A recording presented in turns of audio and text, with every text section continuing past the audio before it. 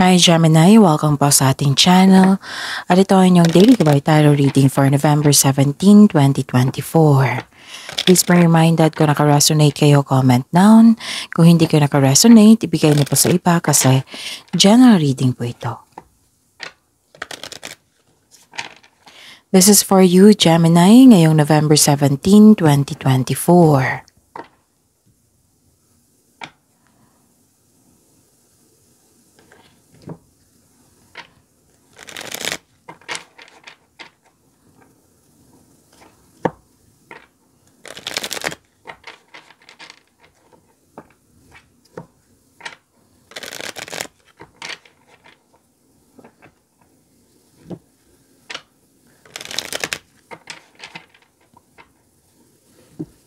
Para po ito sa inyo, Gemini, ngayong November 17, 2024. Maraming salamat po sa inyong patuloy na suporta at maraming salamat din po sa mga hindi nag-skip ng ads. Gamitin ang reading na ito bilang gabay lamang. Sa mga hindi pa nag-subscribe, subscribe na po kayo at click bell notification para malaman nyo na may bago tayong video. Para sa mga gustong magpa-reading po, may lumabas dyan sa screen nyo ngayon. Panoorin nyo po at sundin ng instruction. Calling the attention sa mga suki ko dito na Gemini. Open na po ang inyong monthly Gabay Tarot reading for November 2024. May 6 months from now reading tayo at love life reading po. So message me, Gemini, for schedule. Maraming salamat po. Spirits Guide, mga ganap po para kay Gemini. November 17, 2024. Need 3 cards po.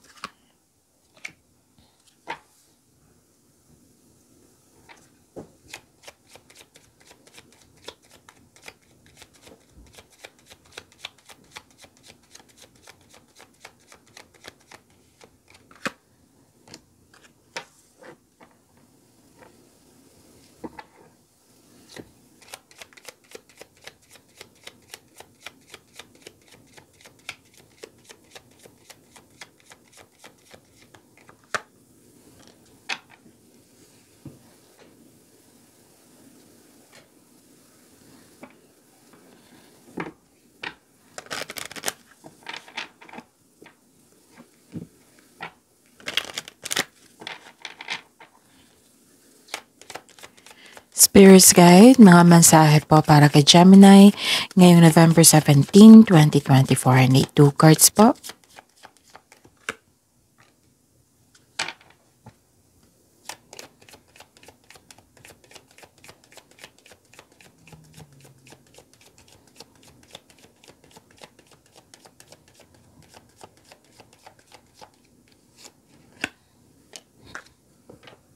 Okay.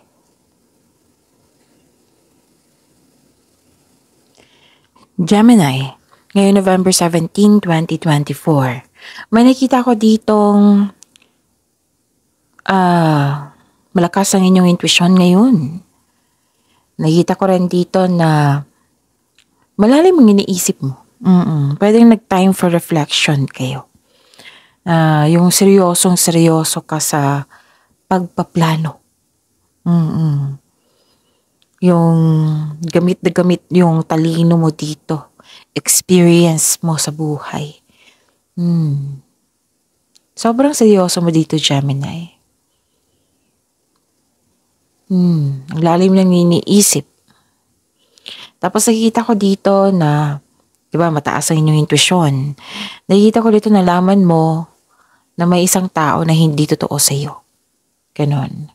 Tapos nakikita ko rin dito na may binigay na opportunity sa inyo or project na binigyan mo siya ng panahon, may long-term plans akong nakikita dito.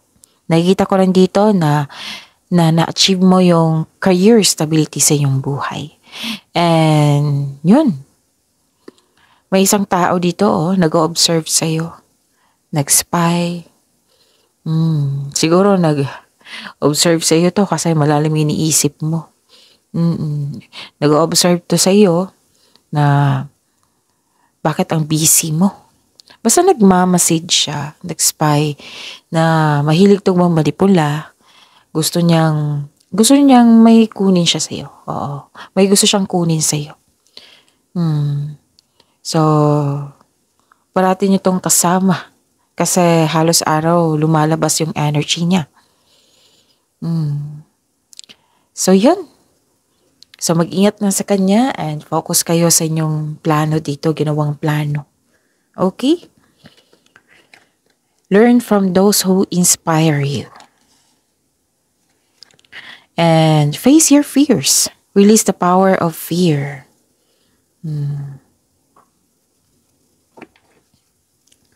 Spirits guide, ano po yung energy ni Gemini ngayong November 17, 2024?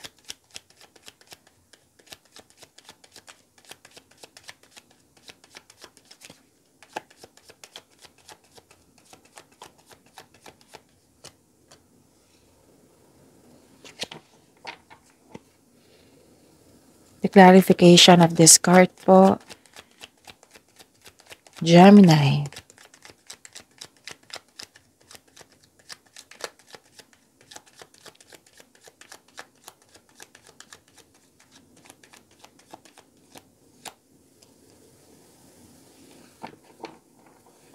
Okay. Sa mga may oras dyan, kung gusto nyo po, panoorin nyo po yung last 4 days kabay tarot reading nyo po. Like for example, napanood nyo ito ngayong November 17, 2024. Panoorin nyo po yung 16, 15, 14, 13. Okay? Okay. So last 4 days yan, sunod-sunod na date. Kung may narinig o may nakita kayong repeating message, meaning to say, pinupush yan ng card sa inyo. Kasi ang ilan sa inyo hindi pa binigyan ng atensyon. So, give attention. Na kung maaari, bigyan niyo po ng solusyon at aksyon. Remember, Gemini, at the end of the day, alam mo na ikaw lang taong may kakayahan at responsable na gumawa ng sarili mong katotohanan at kinabukasan. So, ano yung energy mo, Gemini?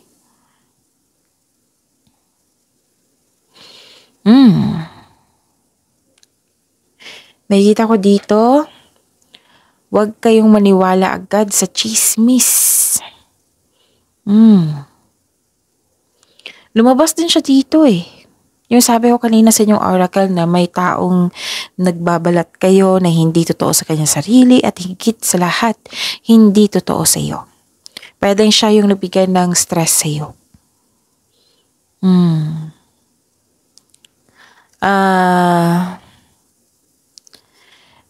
Yung sabi ko sa inyo kanina, lumabas nga siya na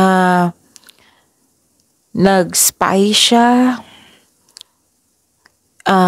pinagmamasdan kanya sa malayo, pero ayaw niyang mag-make move, nag-observe nga.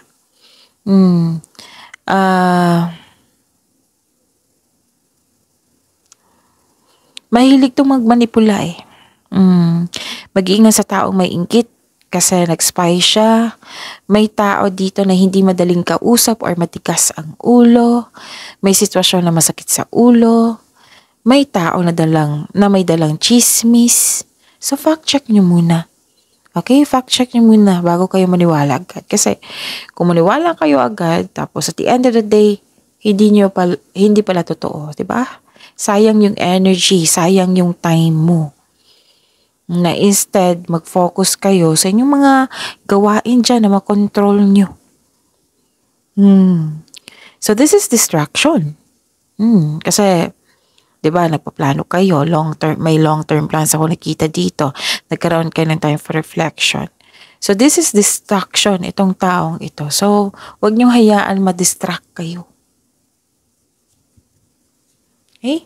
Baka ito yung dahilan na may lumabas dito na fears. Baka siya yung dahilan na mahilig kasi magmanipula. Okay? So, face your fears. Huwag kayong magpa-distract sa tao nito kaysa distraction siya. Huwag niyong tangkapin yung negative energy niya. Okay? Ano pa?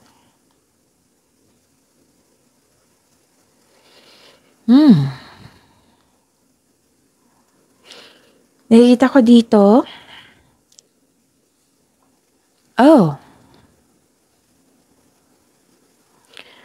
The divine is offering you a new love.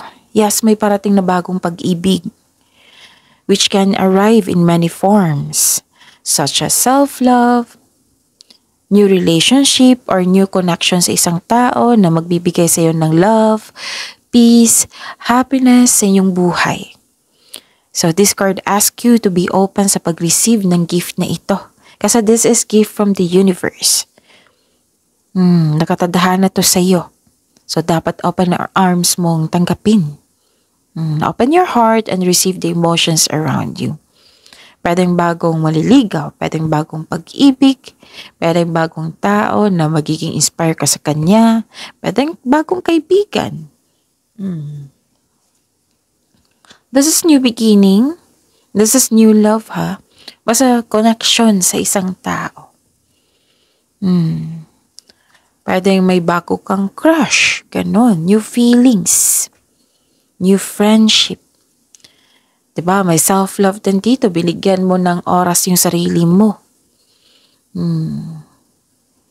Pleasure, nakikita ko rin dito. Yes. Ikaw ay nagpo-focus sa self-love and taking time for yourself.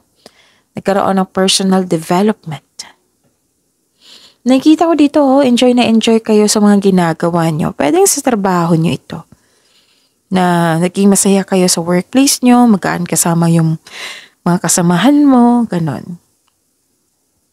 May nakita rin akong job opportunity dito or new sources of income. Opportunity. Spirit's guide. Career and money po ni Gemini ngayong November 17, 2024.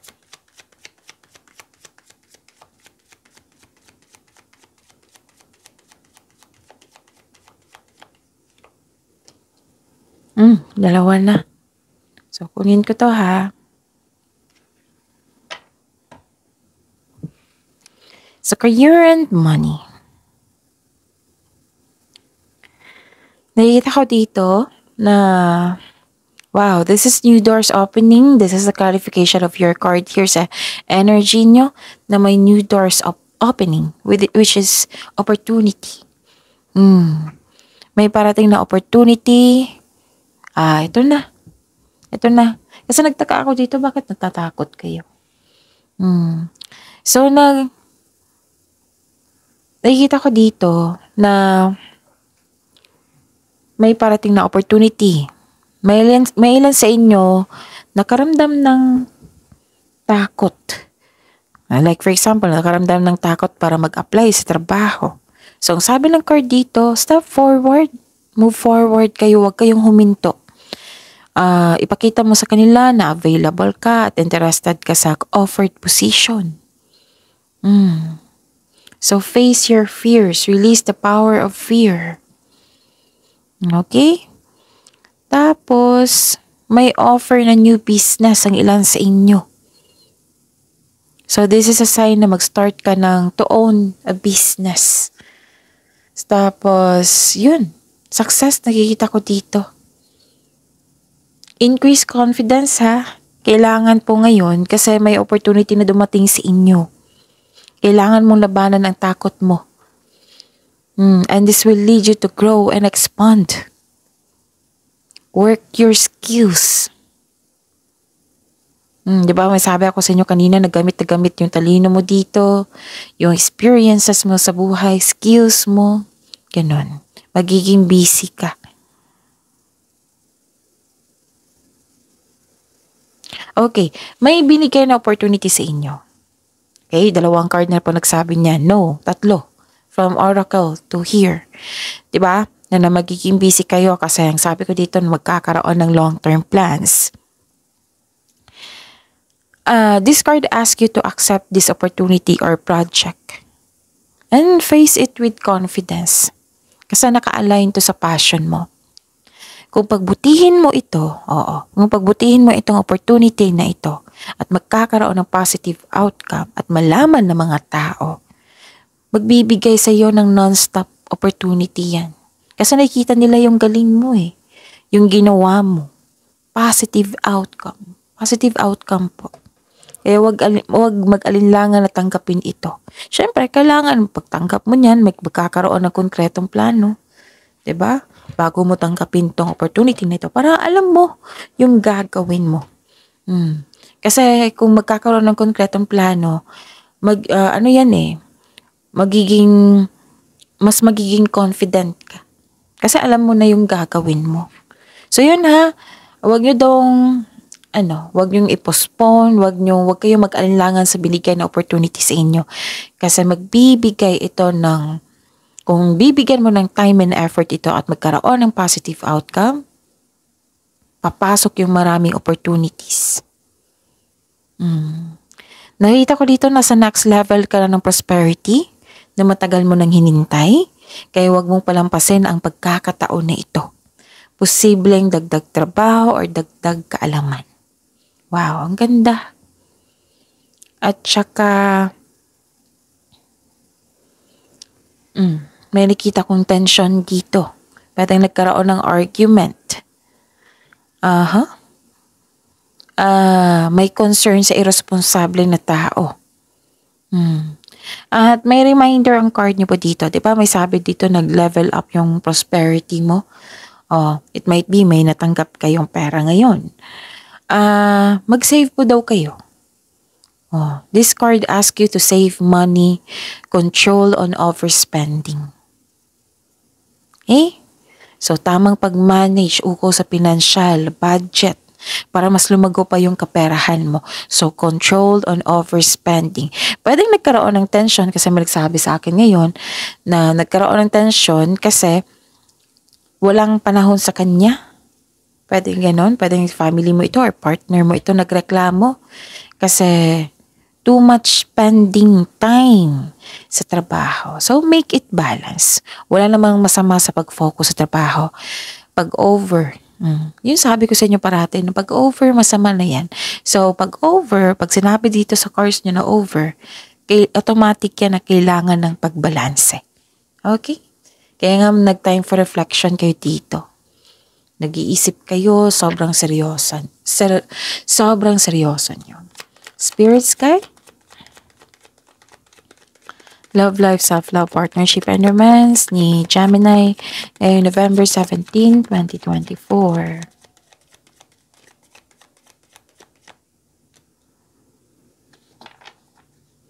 And the clarification of this card po.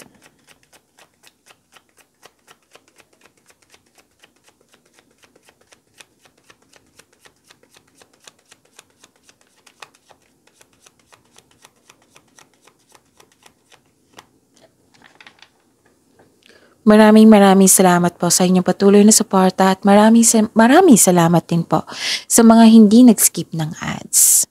So yung love life, self-love, partnership, and romance.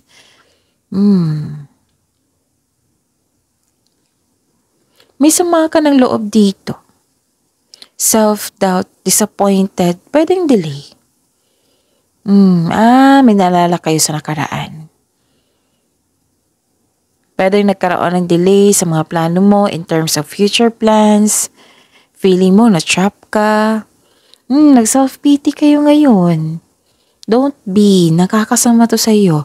Pero kung nag-self-pity na kayo, i-process nyo to ha. Kailangan yung ma-overcome yan. So, accept the fact. Kung may nangyari na yun na nahihirapan kayo sa pagtanggap, acceptance po. Kasi kung magkakaroon ng acceptance, sunod-sunod na yan. May forgiveness, may healing. So, this card advise you to accept and move forward. The past cannot be changed. Hindi na yun magbago yung nakaraan. Kailangan mo lang itong tanggapin na nangyari ito sa iyo. Kasi lahat naman ng pagsubok ay may naiwang aral sa ating buhay. Okay? You have to forgive yourself also to move forward. Okay? Don't worry kasi nakita ko naman yung success dito. You are inspired at the end of the day. You are inspired in action na. It might be kahapon nag-self-pity ka. Tapos ngayon, you're very inspired na. Nagkaroon na ng direksyon. Nagkaroon na ng focus. Nagkaroon ng determination. Concentration. Perseverance. Okay? So mga single dito, this card tells you na huwag madaliin upang magkaroon ka ng relasyon. Kailangan magkaroon kayo ng same vision for the future upang sa gayon magkaroon kayo ng healthy connection. Sa mga marelasyon sa buhay mag-asawa, you are moving fast in a relationship. Make it sure na ang couple ay nagkaroon ng vision for the future or create a solid foundation and establish any plans before taking this relationship to the next level. Okay, so some of you umuwi ng successful dito, some of you magta-travel, and yung confirmation dito na pag-level up, andito talaga. You are moving to the next level po, Gemini. So, malikinig sa inyong intuition, ha? Makinig sa inyong intuition. Kasi yan yung magtuturo sa right path, patungo sa success. You have success in the face of difficulty. Okay? So, you're taking an action na dito. So, focus kayo and a plan for action. Magkaroon ng konkretong plano para makagawa ng big decision. Yes. So, ang ganda. Pag-imanan ninyo blessings sa binigay sa inyo dito, Gemini. See you tomorrow. Please like, subscribe, and click bell button for notification para updated po kayo sa daily tarot reading natin. Maraming salamat po.